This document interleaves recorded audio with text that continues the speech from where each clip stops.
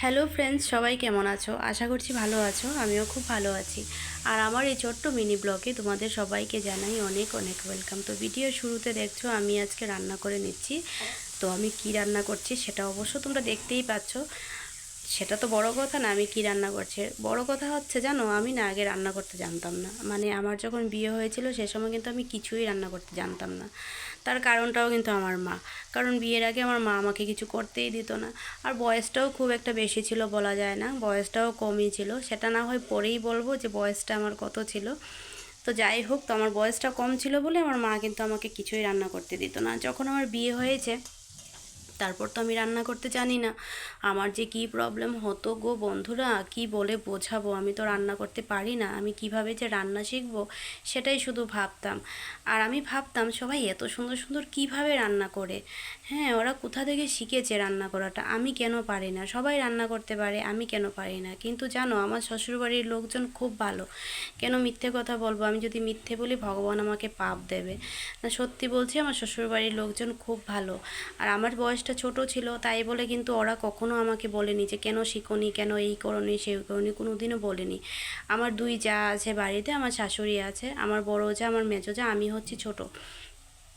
তো বড় যা আর আমার মেজো যা ওনার মানে দুইজনই আমাকে একদম হাতে ধরে রান্না করা শিখিয়েছে। বলছে এখন তো না হয় আমরা রান্না করে নেব, তুমি খাবা বা কিছু, কিন্তু এক সময় আসবে, ধরো আমি কোথাও ঘুরতে গেছি, তারপর তোমাকে রান্না করতে হবে, সেই সময় তো তোমাকে রান্না করতে হবে।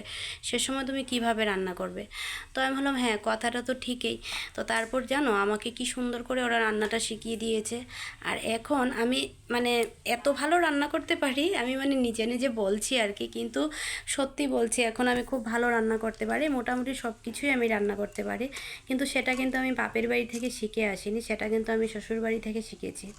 আর এখন আমি বেশ ভালোই রান্না করতে পারি, সেটা আমি বলি না, সেটা সবাই বলে। তার জন্য আমি বলছি, নিজে নিজে তো আর বলা যায় না যে আমি ভালো রান্না করি, বলো।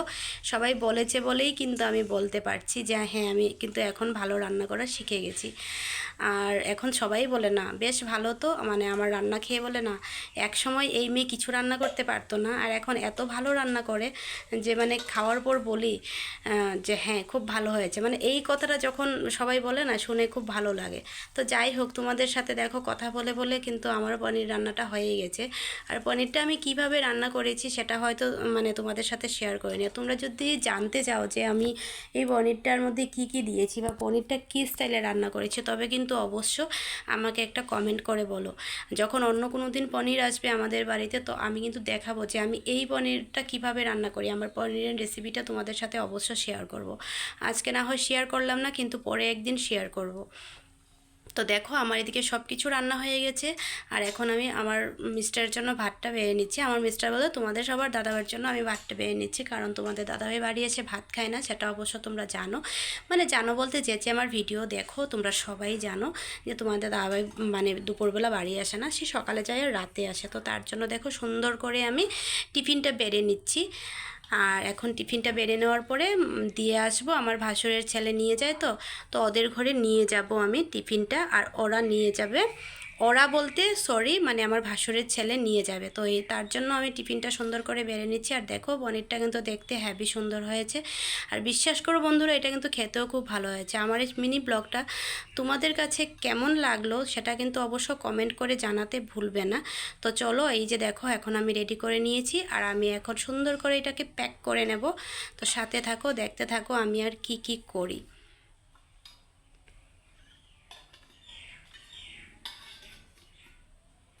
এই যে দেখো সুন্দর করে আমার টিফিনটা রেডি করা হয়ে গেছে। আর এখন যেহেতু গরম পড়ে গেছে তার জন্য তো এখন গরম জল খাওয়া যাবে না, এখন ঠান্ডা জল লাগবে। আর তোমাদের দাদাভাই দোকান যাওয়ার আগেই কিন্তু ফ্রিজে ভরে রেখে যায়, কারণ আমি ফ্রিজে জল রাখতে ভুলে যাই। তোমাদের কি এই সমস্যা হয় নাকি? আমার কিন্তু হয়, আমি কিন্তু ভুলে যাই ফ্রিজে জল রাখার কথা। তো দেখো জলটাও নিয়ে নিয়েছি, জলটা অলরেডি ভরাই ছিল, আমাকে ভরতে হয়নি নতুন করে। আর এখন আমি ভাতটা নিয়ে চলে যাব আমার ভাসুরের ঘরে, যেহেতু আমার ভাসুরের ছেলে নিয়ে যায়। তো আমার এই মিনি ব্লগ তোমাদের কাছে কেমন লেগেছে অবশ্য জানাবে। আবার পরের ব্লগে তোমাদের সাথে দেখা হবে। সবাই ভালো থাকবে, সুস্থ থাকবে। Bye bye, tata.